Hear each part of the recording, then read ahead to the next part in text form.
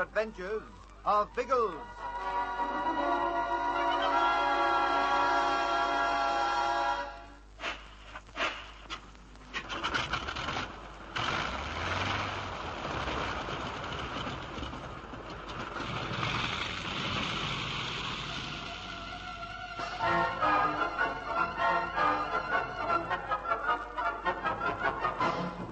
Biggles and his air police arrive back in England from the intrigue and bloodshed of the Korean War to find reports of more killing in the British newspapers.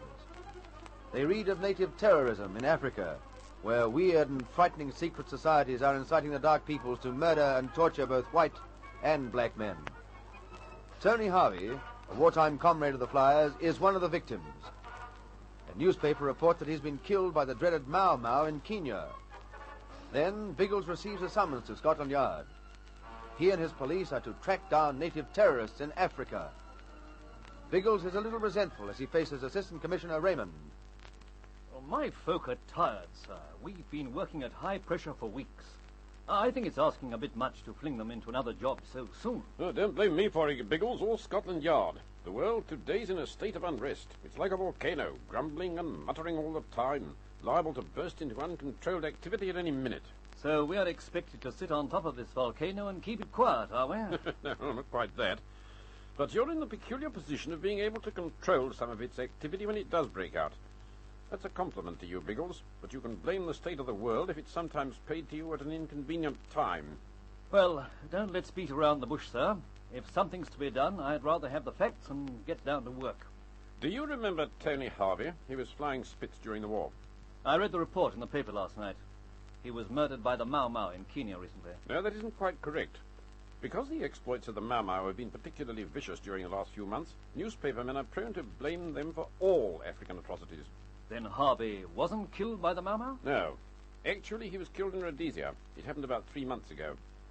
Someone must have discovered that he used to be a planter in Kenya, and so, naturally enough, tied his death to the Mau Mau trouble. He'd failed as a planter and taken on a job as game warden in northern Rhodesia, and that's what he was doing when he died. Who did kill him?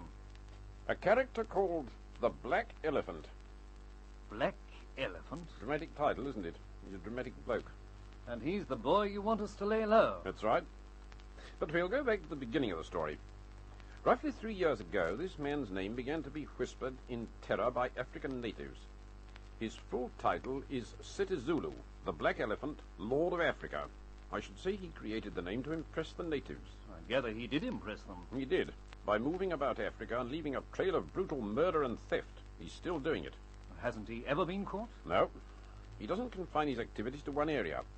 He may strike in Rhodesia one day. In a week we may hear of him in Uganda. A fortnight later he's as likely to kill someone else in the French or Belgian Congo or Portuguese Angola.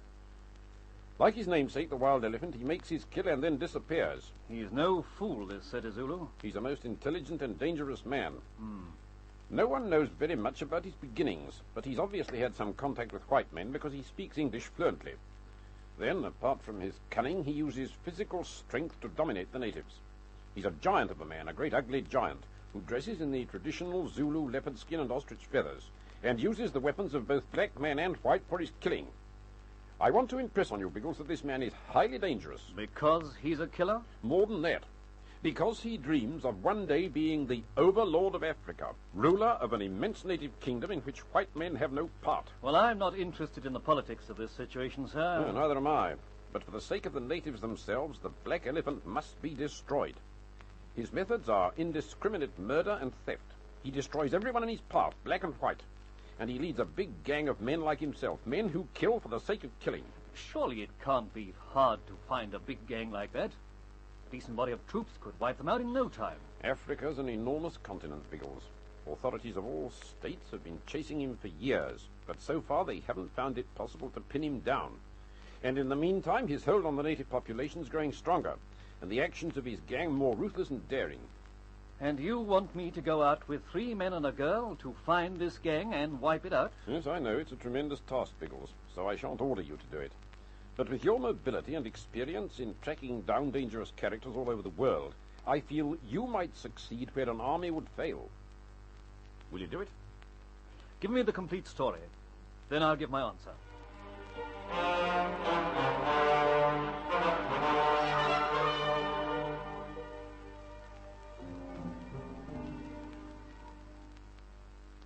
naturally, I agreed, providing we have the cooperation of the African authorities. And Raymond promised that. I think the old boy's right. We may be able to track down this gang by air and ultimately run them to Earth. I hope you all back me up in this. We'll do whatever you say, Biggles. Personally, we Lissies are all for it. Should be a terrific valley show, what? And you, Ginge? Well, it sounds rather frightening to me. But don't you dream of leaving me out of it.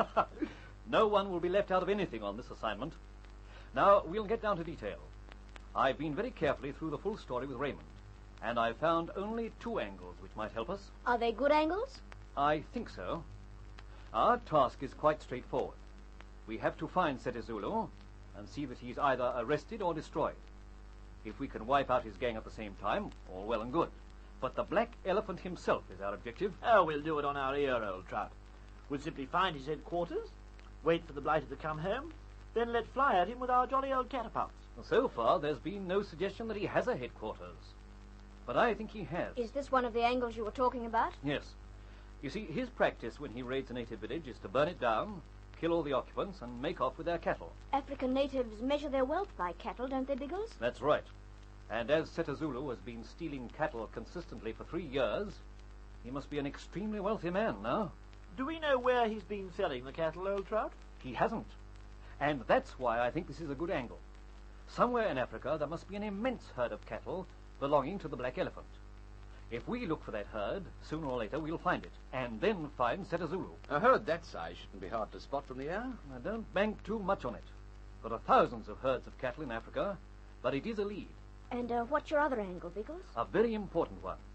We can have the services of a guide who is one of the very few people to have seen Setezulu face to face. And lived. Exactly. His name is Mishu. He's a Maasai warrior who was acting as gun bearer to Tony Harvey when he was killed. Mishu escaped and reported the incident. Raymond will see that he's waiting for us at Kampala. That's the town in Uganda where we'll make our headquarters. How soon do we leave, Biggles? Just as soon as we can organize 2 or 3 aircraft, Pat. Our job is to prevent the Black Elephant killing more people. And we won't do it unless we go to work immediately.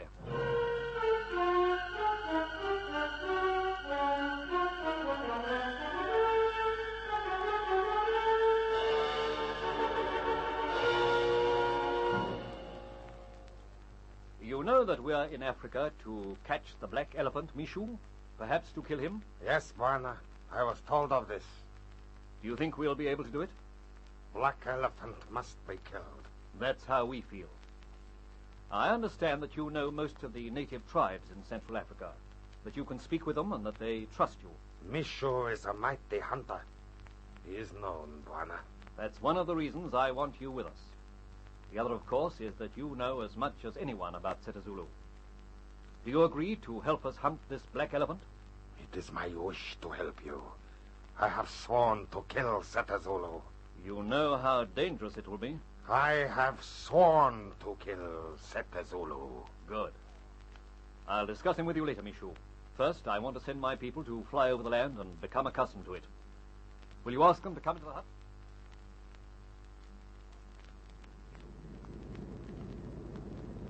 Hadn't we better turn back, Ginge? Biggles didn't mean us to fly as far as northern Rhodesia. He told us to keep our eyes open for big mobs of cattle, didn't he? That was a secondary consideration. His main idea in this flight is for us to have a look at the country we'll be working in. Well, aren't we? It's no use just looking at Uganda when we're likely to be chasing this Setezulu blighter down in Rhodesia. We don't know where we'll be chasing him yet. Turn back, Ginge.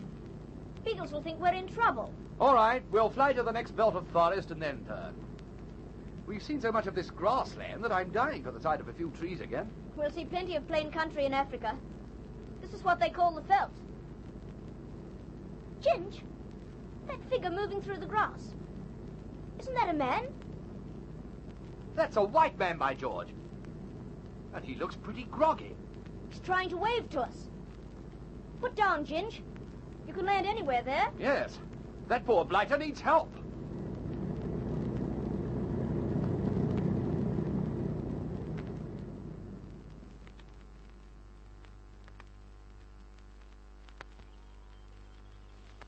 There he is.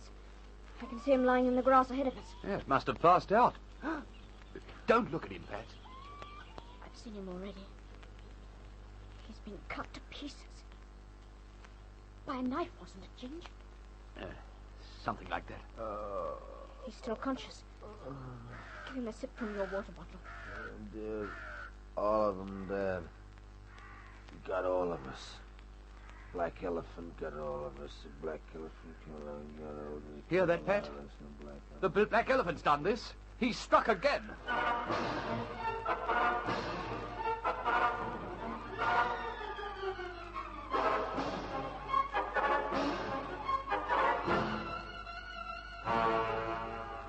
Pat and Gin stare in horror at the white man's dreadful wounds. This is how the black elephant treats his victims. Can the dying man help the air police in their quest? What lies ahead of them in the terrifying jungles of Central Africa?